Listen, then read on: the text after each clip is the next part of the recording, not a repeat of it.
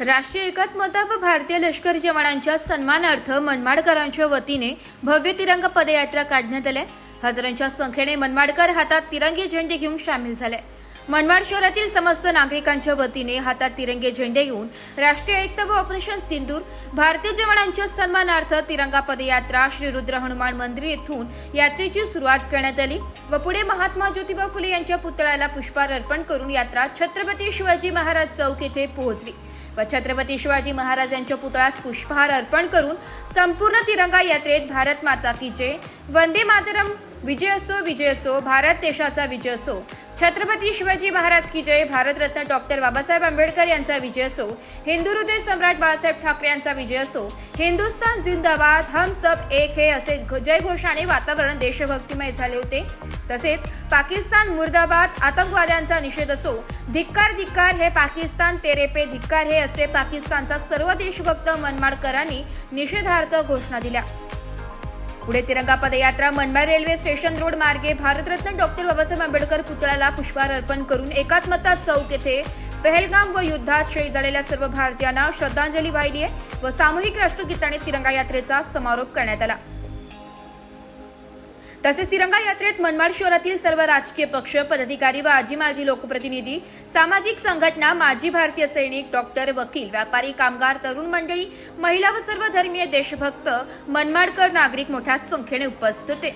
पहलगाममध्ये जो दहशतवादी हल्ला झाला आणि त्यानंतर या देशाचे पंतप्रधान नरेंद्रजी मोदी यांनी सर्व सैनिक अधिकाऱ्यांची बैठक घेऊन त्यांना खुली सूट दिली आणि हा दहशतवादाचा खात्मा कायमचा केला गेला पाहिजे आणि या दहशतवादामागे पाकिस्तानची मिलिटरीसुद्धा त्या ठिकाणी राहिलेली आहे आणि ह्या सर्वांचा बिमोड करण्याकरता त्यांनी एक ऑपरेशन चालू केलं आणि त्या ऑपरेशनला ज्या काही 26 आमच्या माता भगिनींचं कुंकू त्या ठिकाणी पुसल्या गेलं आणि वारंवार सीमेवर आमचे सैनिकांवर हल्ला होतो आणि त्या सैनिकांच्या हल्ल्यामध्ये आमच्या सर्व सैनिकांच्या विधवा वीरांगना त्या ठिकाणी वारंवार होत राहता।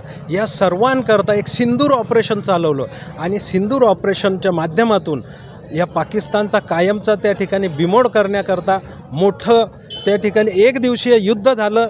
एक दिवसाच्या युद्धातच पाकिस्तान त्या ठिकाणी धारातीर्थी पडला आणि सर्वत्र याचना करायला लागला, आम्हाला मदत करा, भारतापासून आमचं संरक्षण करा आणि त्या ठिकाणी सर्वांचं एक हे ठेवून मोदी साहेबांनी पण आपलं हे युद्ध काही काळ विराम केलं, थांबवलं नाही। हे सिंदूर ऑपरेशन जर पाकिस्तानने दहशतवादी कारवाया थांबवल्या नाही तर पुनश्च युद्ध त्या ठिकाणी होईल।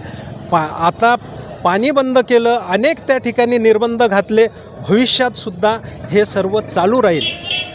अशा पद्धतीनं सर्वत्र आपला विजय या ऑपरेशनच्या माध्यमातून झाला। या वीर सैनिकांच्या मागं ह्या भारतीय जे काही अधिकारी आहे, जे काही प्रशासनामध्ये जे याबाबत ध्येय धोरण आखता, या सर्वांचं मनोबल त्या ठिकाणी वाढवण्याकरता आम्ही भारतातील प्रत्येक भारतीय हा या ठिकाणी मोठ्या प्रमाणात तिरंगा रॅलीमध्ये सहभागी होतो। मनमाडमध्ये सुद्धा आम्ही तिरंगा रॅली काढली आणि भरपूर सर्व पक्षाचे सर्व भारतीय त्या ठिकाणी सहभागी झाले। सर्वांचं आणि पुनश्च मी भारतीय सैनिकांना वंदन करतो। भारत माता की जय, वंदे मातरम। माझी सैनिक आहे की आम्हाला माहीत होतं एक दारामध्ये पाय आणि एक आतमध्ये पाय होता, पण आम्हाला नरेंद्रजी मोदी साहेब जे आहेत त्यांनी खूप म्हणजे एक गोली आणि एक दुश्मन याकरता आजचा सपोर्ट त्यांनी दिलेला आहे। आणि भारतीय जनता पार्टीचे आपले पंकज भाऊ खताळ यांनी पूर्ण रॅली काढली आणि सिंदूर नाव हे कशाकरता दिलं गेलं, कारण की त्याला कारण एकच आहे की आम्ही लोक जे देश सेनेसाठी देश सेवेवरती सीमेवरती लढण्यासाठी जातो तर तिथं गेल्यानंतर आम्हाला माहिती नसतं आम्ही घरी येऊ किंवा नाही येऊ।